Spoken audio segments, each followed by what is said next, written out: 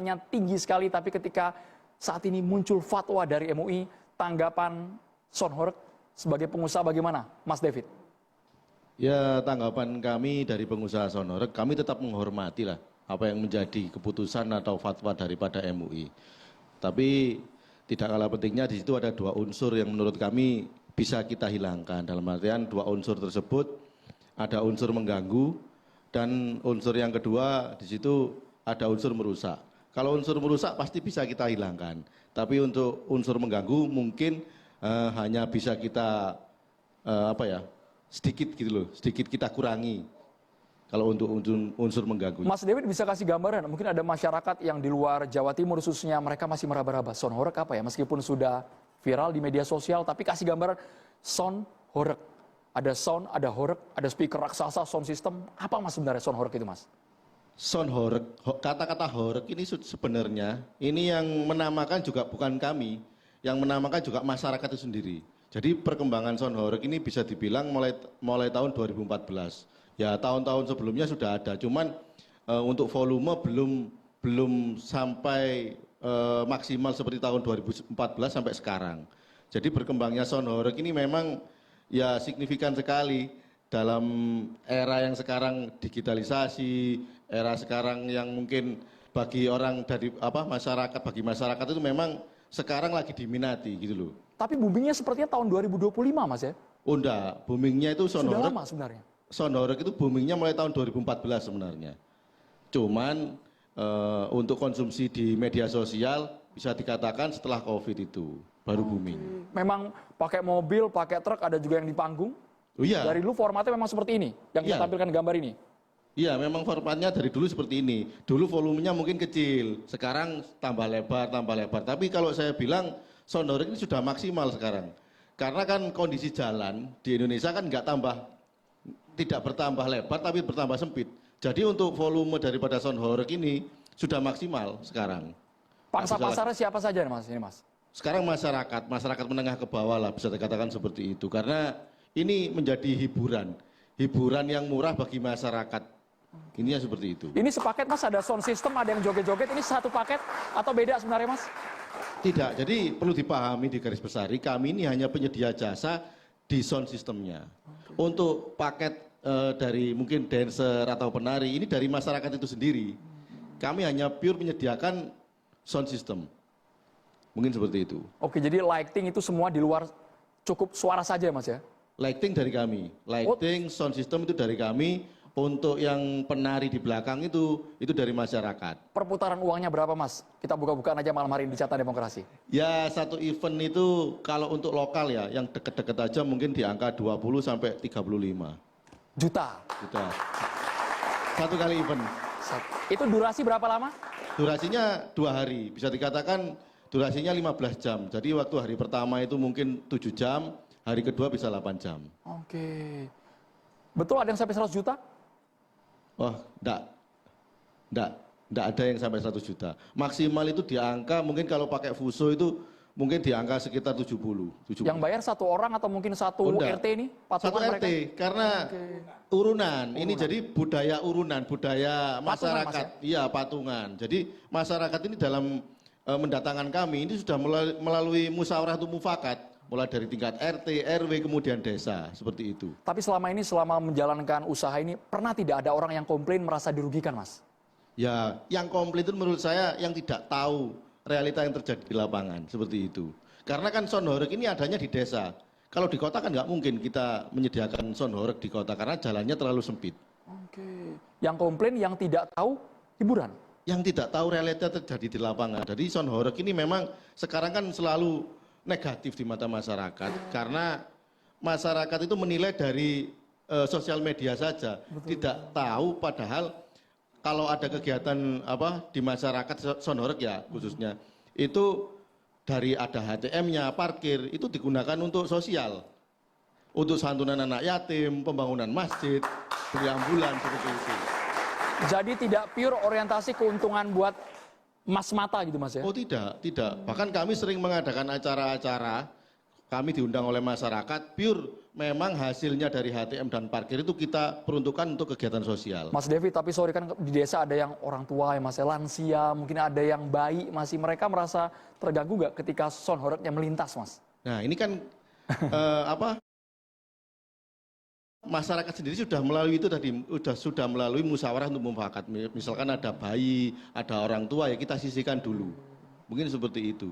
Jadi kalau menurut saya yang merasa terganggu ini siapa? Karena kita didatangkan sendiri oleh masyarakat, yang mendatangkan kita masyarakat. Kita bukan EO, kita hanya penyedia jasa. EO-nya masyarakat itu sendiri.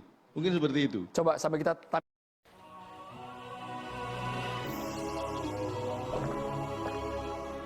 Harmoni rasa oat milk dan kopi Brazil hadir dalam kenikmatan baru Cafino. Do you know them? No. But in the club, we all fam. What? In the club, we all. Ngasih daripada penyelenggara kepada kita, kepada kami. Panitia lokal ini yang kurang koordinasi dengan kita. Karena misalkan ada fasum, itu di 4 meter misalkan. Kita harus bawanya ya nggak boleh lebih dari 4 meter. Seharusnya kan seperti itu. Sosialisasi yang penting dan koordinasi. Oke, Mbah Tejo komentar dulu, Mbah, sebelum saya ke MUI. Mbah Tejo boleh, Mbah, melihat fenomena ini, Mbah, sebagai budayawan. Mbah Tejo. Mbah Tejo. Pertanyaanku ke Andrew justru, apakah yang mengganggu itu cuma sound horeg? Enggak, Mbah. Banyak, Mbah. Panggilan ritual di rumah-rumah ibadah mengganggu enggak? Azan maksudnya, Mbah. Aku nggak ngomong panggilan ritual di rumah-rumah ibadah. Beberapa kiai berpendapat panggilan oke, tapi begitu acara sudah mulai di tempat ibadah itu pakai sound ruang. Karena ada beberapa orang yang nggak pengen denger juga. Jadi apa bedanya sama sound horeg? Kalau soal mengganggu loh, polusi audio, polusi visual, pas pemilu gambar-gambar orang nggak enak dilihat. Gitu loh. Kalau artis memang ini bukan soal ganteng soal apa, tapi ada orang yang ganteng yang nggak enak dilihat, ada orang cantik nggak enak dilihat. Orang-orang yang mau jadi anggota DPR memang bukan untuk dilihat, polusi, yang untuk bekerja menyuarakan suara rakyat. Makanya di Jepang itu kan dilokalisir, hanya di tempat tertentu dia boleh kampanye. Oke, kita adil-adilan. Kalau mau MUI ini polusi, bagaimana dengan panggilan ritual? Panggilan ritual saya setuju, tapi begitu ritual berlangsung, ceramah, di lokal, di tempat ibadah aja. Karena ada orang yang lagi pengen belajar, pengen gitu loh. Kadang-kadang saya pengen baca ayat ini, ayat itu, tiba-tiba suara itu ayat, aku lagi nggak pengen dengar, aku pengen dengar ayat yang aku baca. Kadang-kadang ada orang yang lagi terima tamu, jadi suaraku begitu, kita mesti fair. Memang sudah ada genteng itu. Saya sendiri waktu pentas di Jawa Timur di Candi Jabung, saya kaget begitu main musik, dan kok suaranya kenceng banget. Ternyata disewain sound horeg, sound sistemnya itu. Untung itu di Candi Jabung di Probolinggo agak luas. Kalau enggak kan dikira mengganggu, karena enggak semua orang pengen dengar suaraku kan. Gitu, enggak, maksudku tanggapanku mari kita fair. Bahkan nah, Gus Kausar sendiri tadi ngomong, saya lihat di Gus Kausar yang sekarang lagi viral. Bahkan acara sholawatan saja yang bagus, kalau sampai mengganggu soundnya, bisa nggak bagus menurut gitu. Jadi mari kita fair, itu aja pancingan. Jadi kalau sound horeg efeknya, coba sambil kita putar, sound horeg kan ada kayak bukan hanya suara ya, bukan hanya audio, tapi dicampur semacam ada efek getaran ya. Nah ini mas, gitu mas ya. Yang bergetar itu kan subwoofer. Jadi kalau subwoofer itu jumlahnya banyak ya pasti bergetar. Seperti itu. Horeg ini kan istilah Jawa. Istilah bahasa Indonesianya kan bergetar, kan seperti itu. Jadi makanya konsumsi pabrik sekarang kan sound horeg. Itu karena jumlah subwoofernya itu banyak. Pernah mengukur jumlah desibelnya berapa Mas David? Pernah, saya pernah mengukur dari jarak 10 meter itu 135 desibel. Oke. Berarti masih di bawah 20.000, di bawah ambang batas itu kan 20 sampai 20.000 kalau nggak salah. Berapa desibel? Di mana dok? Desibel itu frekuensi, Pak. Itu frekuensi, oke. Jadi masih di bawah. Ya boten, Pak. Oh, udah di atas. Jauh, Pak. Oh. Itu setara pesawat terbang loh, Pak. Makanya pesawat Concorde kan pernah dilarang kan karena Oke. tapi bagaimana kalau orang lebih nggak tahan lihat komentar-komentar anggota DPR sama para menteri gitu. Itu mengganggu telinga juga gitu.